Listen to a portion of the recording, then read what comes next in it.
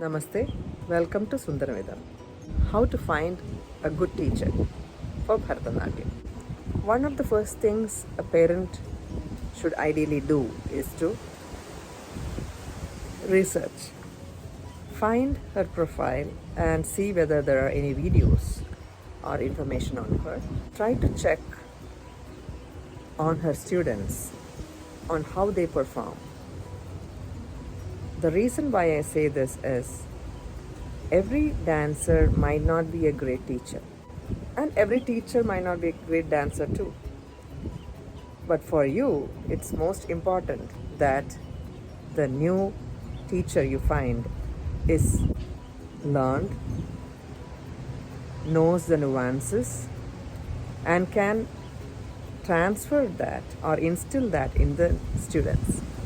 So it is very important to know how her students execute, how they perform the adavus, how they emote, how they express, how do they do the abhinaya. These are the most important aspects. One aspect many parents focus too much is the style. If you don't know what is a style in Bharatanatyam, I have posted a video in the Bharatanatyam series. You could check it out. The main basic 4 styles and the Kalakshetra style which was added on. And definitely every teacher has her own style. Even from a same institution, 2 dance teachers might look a little different because their personalities are different, their approach to art, everything matters, and that will reflect in their teaching. So please do not focus just on the style and say that, oh, this is great, it is Tanjavur style because the teacher said so. Oh, this is Kalakshetra. More than the individual style, it's very important you stick to Bharatanatyam. It's like, I use this example a lot. It is like knowing to cook a dish. It is not very important whose recipe it is, at least you must know the authentic flavor and the ingredients and how to cook it. There are many teachers, unfortunately, who try to own a particular style just because it is more popular.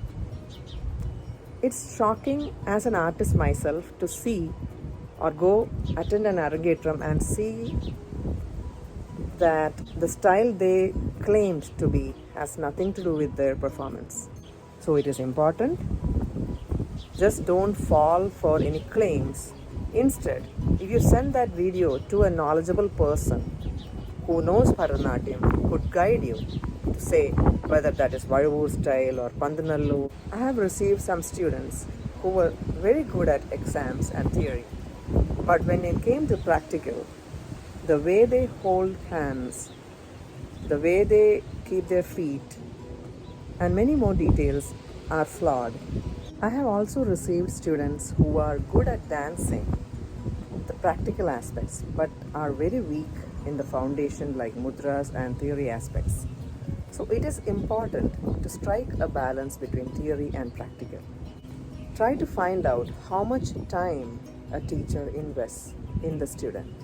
Learning art involves a lot more exchange of time and energy. Many parents overlook this aspect.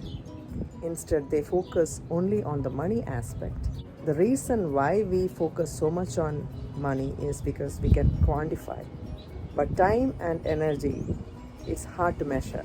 So I hope every parent does some research, does a little groundwork before they enroll their child.